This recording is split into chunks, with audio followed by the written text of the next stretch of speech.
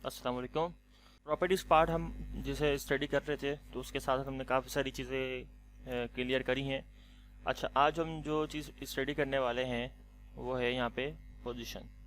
अब position topic ही इतना बड़ा है कि हम इसको कवर करेंगे तो हमारा टाइम ही कंप्लीट हो जाएगा। तो पोजीशन इतना इम्पोर्टेंट क्यों है वो आज हम इस लेसन में वीडियो लेक्चर में देखेंगे। तो यहाँ से मैं इस फाइल की कॉपी कर लेता हूँ जो प्रॉपर्टीज़ वाली हमारी चल रही थी। तो यहाँ से मैं इसको पार्ट 3 कर देता हूँ और लेक्चर हमारा 4 था, और तो उसको मैं यहाँ से कर देता हूँ 5। ठीक हो गया। इसको तो हमने कोई नाम नहीं दिया था, ठीक हो गया। इसको हम ओपन कर लेते हैं ब्राउज़र पे और उसको हम सॉफ्टवेयर पे भी ओपन कर लेते हैं। यहाँ से हम दे देंगे कि जो लेक्चर है लेक्चर 5 है और ये है CSS पार्ट 3। ठीक हो गया। अच्छा, अब यहाँ पे हम एक बना लेते हैं इस तरह से काम कि एक डिव लेते हैं, उसके अंदर हम क्लास डिफाइन कर देते हैं मेन के नाम से, और उसके अंदर हम 3 डिव बनाते हैं जिसकी हम क्लास रखेंगे बॉक्स। तो मैंने यहाँ डिव लिखा और मुझे इसमें क्लास चाहिए, तो डिव डॉट और क्लास का नाम मैंने रखा बॉक्स, और फिर मल्टीप्लाई करा दिया 3 से। तो ये जब मैं इंटर करूँगा तो देखो इस तरह से एक कोड डिज़ाइन कर देगा। ये विजुअल स्टूडियो के अंदर इस तरह से होता है, और दूसरे सॉफ्टवेयर पे नहीं होगा, और दूसरे सॉफ्टवेयर का उन्होंने अपनी तरह से बनाया हुआ होगा। तो ये विजुअल स्टूडियो कोड अभी हम यूज़ करें तो उसके अंदर इस तरह से आप ये काम बना सकते हो। सेव किया और यहाँ पे हमने ये बॉक्सेस बना लिए। अब इनको यहाँ से ऊपर CSS डिफाइन करते हैं। तो मेन के अंदर हम आ गए। मेन में हमने यहाँ पे जो है इसको बैकग्राउंड कलर दे दिया ऑरेंज या जो भी आप देना चाहो। हाइट और विड्थ हमने दे दी यहाँ पे 400 pixel, height and width 400 pixel. ठीक हो गया। इसको हम देख लेते हैं इसका प्रीव्यू। ये हमारा प्रीव्यू आ गया, और इसके अंदर हम जो हमने बॉक्सेस बनाए हुए हैं उनको हाइट और विड्थ हम सेम देंगे, कलर डिफरेंट देंगे। तो ये वही मेथड उसी तरह से हम इसको डिफाइन करेंगे जैसे हमने स्टडी किया था कि यहाँ पे हम मल्टी क्लास यूज़ करेंगे जिसके थ्रू हम इसको कलर देंगे रेड और ब्लू दे दिया, और यहाँ पे हम दे दिया ग्रे। सेव करेंगे और यहाँ पे हम इसको कलर वही डिफाइन कर देंगे जिस नाम से हमने इसको बनाया हुआ है, और ब्लू के नाम से क्लास बनाई हुई हमने, ब्लू कलर पे बता दिया, और हमने ग्रे बैकग्राउंड कलर ग्रे बता दिया। Save and refresh. तो ये तीनों बॉक्स आ गए। अब एक देखें, इस रूल है कि हम जो भी एलिमेंट बनाते हैं वो ब्लॉकवाइज बनता है, यानी एक दूसरे के नीचे बनेगा और ये एक दूसरे से कनेक्टेड होते हैं। मिसाल के तौर पे अगर मैं रेड वाले को मार्जिन बॉटम देता हूँ, ठीक है, मैं चाह रहा हूँ कि जो मार्जिन है वो रेड वाले के नीचे आए तो ब्लू वाला दूर हो जाए। ठीक है, अब ब्लू वाला दूर तो हो जाएगा, लेकिन प्रॉब्लम क्या होगी, ब्लू वाला दूर हुआ तो उसने ग्रे वाले को भी डिस्टर्ब किया। या अगर मैं इसको आगे लेके आता हूँ तो ये आगे लेके आने के बाद मुझे ऊपर लेके जाना है, मतलब यहाँ पे लेके आना है, तो मैं यहाँ पे भी लेकर नहीं आ सकता। तो पोजीशन का काम क्या होता है, पोजीशन का काम ये होता है कि हम किसी भी काम को इस तरह से डिज़ाइन करना चाह रहे हैं कि एक हमने बॉक्स बनाया हुआ है और उसके अंदर हमने कुछ शेप्स बनाए हुए हैं या कुछ बॉक्सेस बनाए हुए हैं जिनको हमने अलग अलग पोजीशंस के ऊपर रखना है। तो वहाँ पे हम पोजीशंस को यूज़ करते हैं, क्योंकि पोजीशन का मकसद यही है कि आपने किस जगह पे उस बॉक्स को रखना है या क्या आपने डिज़ाइनिंग करनी है, उनकी पोजीशन क्या होगी।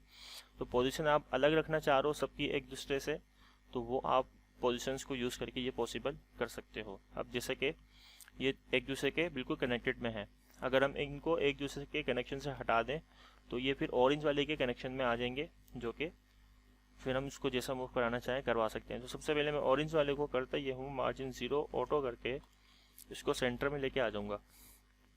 ठीक है, और थोड़ा मार्जिन टॉप दे के हम नीचे लेके आ जाएंगे। अब ये देने का मकसद आगे बताता हूँ कि क्या है। इसको हम मार्जिन दे के नीचे क्यों लेके आ रहे हैं, सेंटर में क्यों लेके आ रहे हैं। अब मुझे ये बॉक्स के ऊपर मैं लिखूँगा क्योंकि ये तीनों के ऊपर लगी हुई है क्लास, तो यहाँ पे मैं जो लिखूँगा वो तीनों के ऊपर ही इम्प्लीमेंट होगी। तो पोजीशन के अंदर यहाँ पे 3 पोजीशंस होती हैं, एक एब्सोल्यूट है, एक रिलेटिव और एक फिक्स है। बाकी ये ज़्यादा जो यूज़ होने वाली हैं वो एब्सोल्यूट और फिक्स है, और एब्सोल्यूट और रिलेटिव है।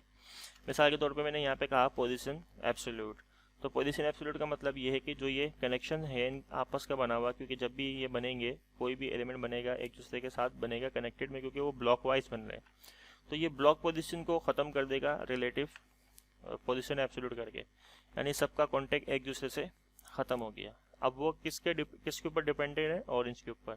अब ऑरेंज वाले से मैं जो भी इनको मार्जिन वगैरह दूंगा या स्पेसिंग दूंगा मैं जिससे भी प्रॉपर्टी के थ्रू, वो ऑरेंज वाले के हिसाब से आएगी। ठीक है, अब यहाँ पे हम जब पोजीशन यूज़ करते हैं तो पोजीशन जब हम यूज़ करेंगे तो वहाँ पे अगर हमें स्पेस वगैरह देना होगा, दूर लेके जाना होगा, गैप देना होगा, तो हम मार्जिन यूज़ करते हैं। लेकिन यहाँ पे इनकी प्रॉपर्टीज़ दी हुई हैं, जैसे कि टॉप, यहाँ से मैं लेफ़्ट कर दूंगा, लेफ़्ट, टॉप, लेफ़्ट, बॉटम और राइट, ये चारों पोजीशन दी हुई है कि अगर आपने कहीं भी किसी भी पोजीशन पे आपने एडजस्ट करना है तो आप इनको यूज़ करके कर सकते हो। अभी हम टॉप और लेफ़्ट यूज़ कर रहे हैं। अब अगर मैंने इसको ज़ीरो किया है, टॉप लेफ़्ट और टॉप और लेफ़्ट मैंने ज़ीरो कर दिया, अब मैं जब इसको रिफ्रेश करूँगा तो प्रॉब्लम क्या होगी कि ये तो इधर चलेगा बॉडी के ऊपर। वो क्यों चलेगा है, क्योंकि पोजीशन एब्सोल्यूट का मतलब है कि उनका सबसे कॉन्टैक्ट ख़त्म कर दो, बस उनका आपस का जो कॉन्टैक्ट है और उसके अलावा जिसमें वो बने हुए सबसे कॉन्टैक्ट ख़त्म हो जाएगा। लेकिन मैं चाह रहा हूँ कि जिसके अंदर वो बने हुए, यानी इनका आपस में कनेक्शन टूट गया लेकिन इससे कनेक्शन जो है वो बना रहे, यानी इसके वो रिलेटिव रहे मेन वाले की जिसके अंदर वो बने हुए हैं, तो हमें वहाँ पे जाके लिखना होगा कि पोजीशन जो है वो रिलेटिव है इसके। तो जो भी पोजीशन मेन वाले के अंदर होगी, अगर वहाँ पे कहीं एब्सोल्यूट यूज़ किया गया है तो वो मेन उनका रिलेटिव है, यानी कि वो उसके अंदर रहेंगे। अब इनको पोजीशंस देनी है, तो पोजीशन देने के लिए हम क्या करते हैं, ये सिर्फ समझाने के लिए था, बाकी अगर पोजीशन आप दोगे तो आप इनको यहीं से दोगे। तो मैं रेड वाले को यहाँ से टॉप साइड से जो है 50 पिक्सल नीचे लेके आऊँगा और लेफ़्ट साइड से भी 50 पिक्सल जो है वो आगे लेके चले जाऊँगा। रिफ्रेश करूँगा तो ये इधर आ जाएंगे। सेम इसी तरह अगर ब्लू वाले को मुझे लेके जाना है आगे या नीचे लेके आना है तो मैं यहाँ पे 80 पिक्सल यहाँ दे दूँगा और लेफ़्ट साइड से जो है मैं इसको 20 पिक्सल दे दूँगा। सेव करूँगा, रिफ्रेश करूँगा तो यहाँ पे इस तरह से ये आ जाएगा। और अगर ग्रे वाले को मैं और आगे लेके जाऊँगा तो ग्रे वाले को भी आगे लेके चले जाएंगे। तो हम यहाँ से 80 पिक्सल कर देते हैं, उसको 80 पिक्सल कर देते हैं, सेव एंड रिफ्रेश, थोड़ा सा और आगे लेके चले जाते हैं टॉप से 100 पिक्सल। तो ये इस तरह से हम सेट कर सकते हैं। बाकी हम डिज़ाइनिंग आगे देखेंगे कि किस तरह से हम डिज़ाइनिंग कर सकते हैं, लेकिन समझाने का मकसद ये है कि आप अगर किसी मल्टीपल एलिमेंट आप बनाते हो और यहाँ पे जो है यहाँ पे आप रखते हो और आप उनको पोजीशन अलग अलग देना चाह रहे हो तो इस तरह से आप दे सकते हो। अच्छा, एक तो ये काम हो गया। अब मुझे अगर रेड वाला ऊपर चाहिए, क्योंकि देखो अगर हम जब यहाँ से काम बना रहे थे तो रेड वाला सबसे पहले आ रहा था, ब्लू वाला उसके बाद और ग्रे वाला उसके बाद, लेकिन हमने जैसी पोजीशन एब्सोल्यूट किया तो ग्रे फर्स्ट पे हो गया, ब्लू सेकंड पे हो गया और रेड थर्ड पे हो गया।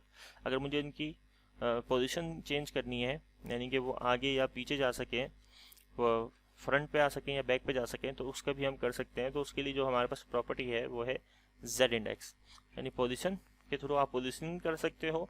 और अगर उन पोजीशंस के अंदर उनके लेवल को चेंज करना है, यानी कि आगे लेके आना है या पीछे लेके जाना है, तो आप फिर यूज़ करोगे जेड इंडेक्स को।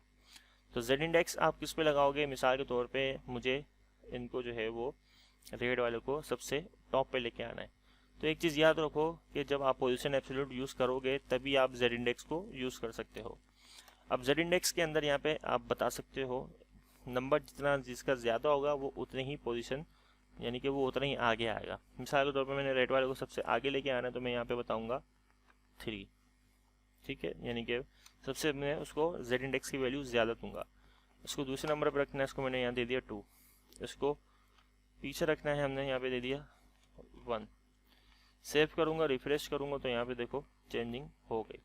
ये रेड वाला जो फर्स्ट पोजीशन पे आ गया, ब्लू वाला सेकंड पोजीशन पे और ग्रे जो है वो थर्ड पोजीशन पे चले गया। अगर मुझे ब्लू वाले से ऊपर लेके आना है ग्रे वाले को, तो मुझे ब्लू वाले के ऊपर जो जेड इंडेक्स है वो उससे ज़्यादा रखना होगा, तभी ये ऊपर आएगा। तो हमने इसको 2 दिया, अगर मैं इसको 3 कर दूँ, सेव करूँ और रिफ्रेश कर दूँ तो ये सबसे ऊपर आ रहा है। तो मैं यहाँ पे क्या करूँगा, मैं यहाँ पे इसको 2 दे के देखता हूँ कि क्या होगा। तो देखो 2 देने पे क्या हुआ, वो उसी लेवल के ऊपर आ गया, लेकिन उसने उसको पीछे कर दिया और ये इसके ऊपर आ गया ब्लू वाले के।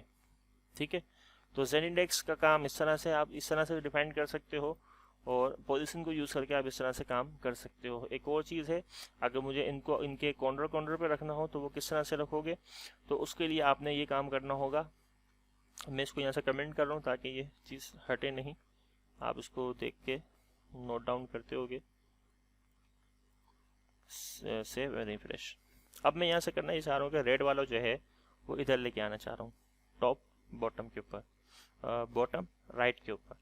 तो मुझे यहाँ से बताना होगा राइट जो है वो 0 है और बॉटम जो है वो 0 है, तो सिंपल वो इस कॉर्नर पे चला जाएगा। इसी तरह अगर मुझे ब्लू वाले को बताना है कि वो बॉटम 0 है उसका और लेफ़्ट साइड से भी वो 0 है, तो वो बॉटम लेफ़्ट इस तरह से आ जाएगा। और अगर मुझे उसको ग्रे वाले को राइट पे लेके जाना है, तो राइट पे लेके जाने के लिए सिंपल आप क्या करोगे, टॉप 0 और राइट 0, तो वो टॉप राइट पे चले जाएगा। लेकिन अगर मैं ये चाहता हूँ कि वो सेंटर में आए, तो सेंटर में लाने के लिए हम क्या करेंगे, किस तरह से कैलकुलेशन करेंगे, तो ये एक क्वेश्चन मार्क है कि इसके ऊपर हम ये काम किस तरह से करेंगे कि कौन सी हम वैल्यू लिखें जो बिल्कुल एक्यूरेट इसके बिल्कुल सेंटर में इसको लेके आ जाए बॉक्स को। तो उसके लिए हम एक कैलकुलेशन परफॉर्म करते हैं। यहाँ से मैं दूंगा लेफ़्ट। अब यहाँ से हम लेफ़्ट के अंदर यहाँ कैल CALC लिखेंगे, तो हम ये एक फंक्शन है जिसके थ्रू हम कैलकुलेशन परफॉर्म करवा सकते हैं।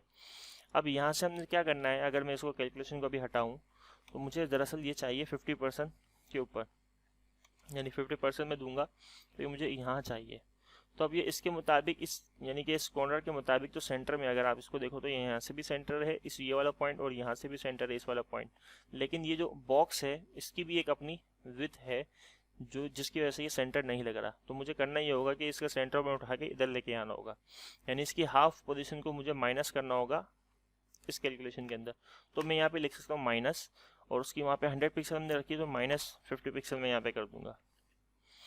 अब जैसे मैंने -50 पिक्सल किया यहाँ पे, तो ये देखो कैलकुलेशन यहाँ पे परफॉर्म नहीं हुई, क्योंकि ये काम डायरेक्टली हम नहीं कर सकते, इसके लिए यहाँ पे ये फंक्शन बनाया हुआ है, इसके अंदर हम लिखेंगे तो ये काम फिर परफॉर्म होगा। अब देखो ये सेंटर में आपको नज़र आ रहा होगा। तो हमने उसकी जो टोटल विड्थ थी उसमें से हमने उसको हाफ माइनस करा दिया कि किस पोजीशन के ऊपर, 50% पोजीशन के ऊपर, यानी लेफ्ट साइड के वो जो भी वो बॉक्स है उसके 50% यानी कि आधे हिस्से पे आ जाए, और उसमें से माइनस कर दो उसकी आधी विड्थ, तो क्या होगा उसका सेंटर पॉइंट इस जगह से उठ के इस जगह पे आ जाएगा। इसी तरह अगर मुझे इसको बिल्कुल सेंटर में रखना है, तो सेंटर में रखने के लिए सिंपल आप क्या करोगे कि आपने ये जो टॉप दिया हुआ है ये टॉप दोगे, और यहाँ से मैं रिफ्रेश करूँगा तो ये टॉप साइड से यहाँ नीचे आ गया, और मुझे आगे भी लेके जाना है। तो आगे लेके जाने के लिए यहाँ से आप लेफ़्ट यूज़ करोगे, सेम यही चीज़ यूज़ करोगे जो अभी आपने यहाँ पे यूज़ करी है, 50%, ठीक है, और -50 पिक्सल, सेव एंड रिफ्रेश, तो ये यहाँ पे सेंटर में आ जाएगा। ठीक है, तो I hope position, Z index और इसमें कुछ जो लॉजिकल चीज़ें थी कैलकुलेशन के भी रिलेटिव, और ये इनको पोजीशन पे फिक्स भी करने के ये भी समझ में आया होगा आपको। तो मिलता है नेक्स्ट वीडियो में, मैं फिर इसके थ्रू कुछ काम दूंगा, फिर आप वो बनाना। अपना ख्याल रखिएगा। अल्लाह हाफिज़।